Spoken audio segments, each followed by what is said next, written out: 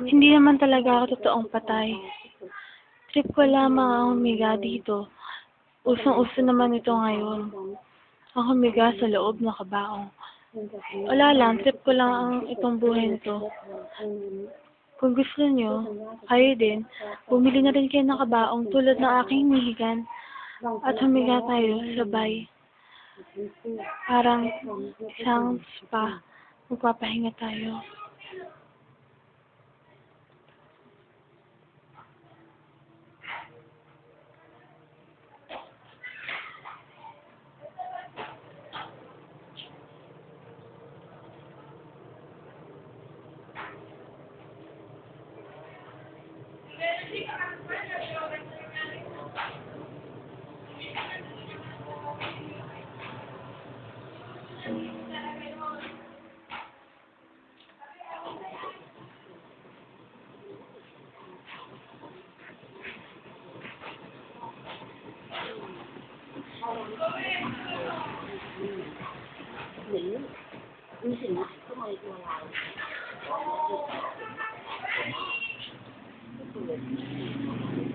Nung bumili ako ng kabaong, talagang napakaganda.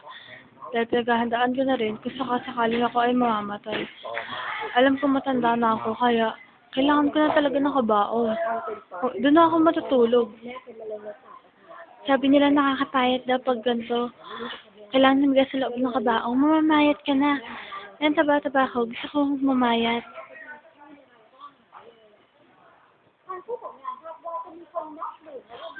Yan, kanya-kanya.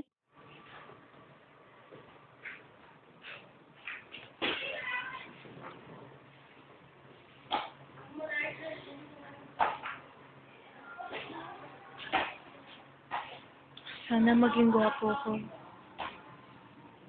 Humiga na kayo sa inyong mga kabao. Magsisimula na tayong matulog.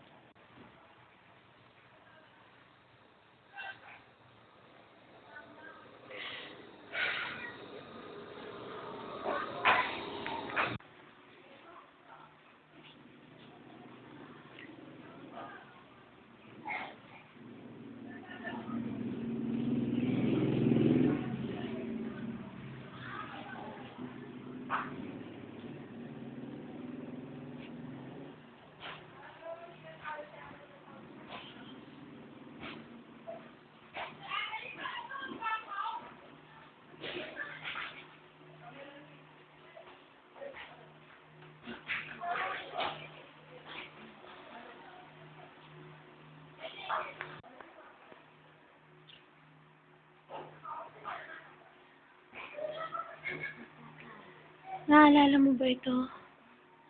Ayan, no?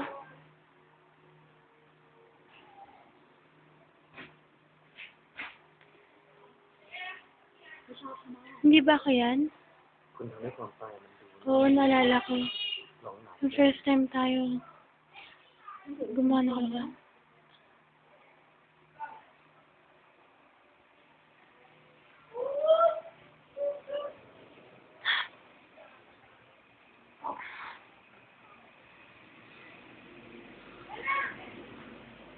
Ano to? Ha?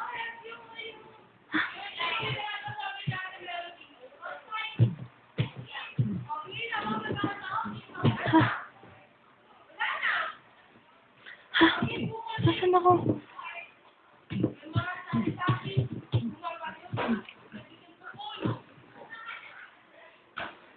Huwag kang maingay. Huwag kang papalag. Andito ako. Huwag kang gagalaw. Ah!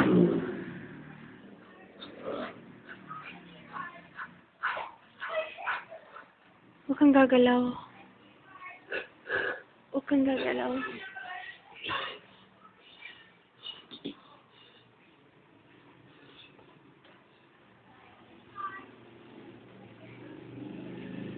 Bago lang. Dahan-dahan lang to.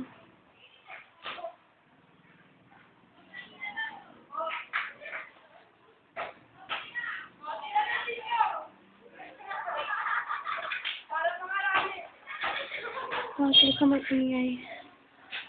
Ito na. Ito na. Ha? Nasaan yung babae? Sayang pagkakataong yun. Saan siya napunta? Ha? Nasaan ako? Ba't nasa damahan na? Di kayo natin yung babaeng nare-rape sa akin ah. Ha?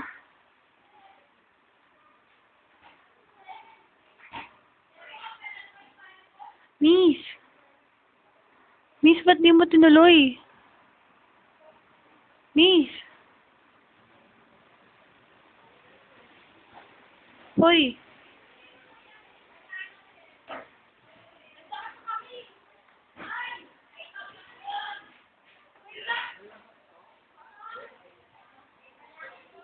Ano ba naman kasi pinagagawa nila dun sa loob ng kabaong?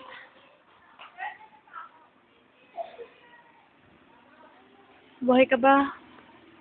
Sir, buhay ka pa ba? Nasaan ako?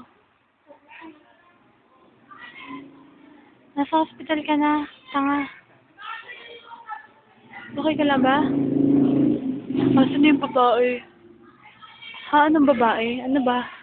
Namatay ka, muntikan ka na mamatay, babae pa rin nasa isip mo? Ano ka ba, ha? Pero, hindi niya tinuloy. Saan yung babae yun?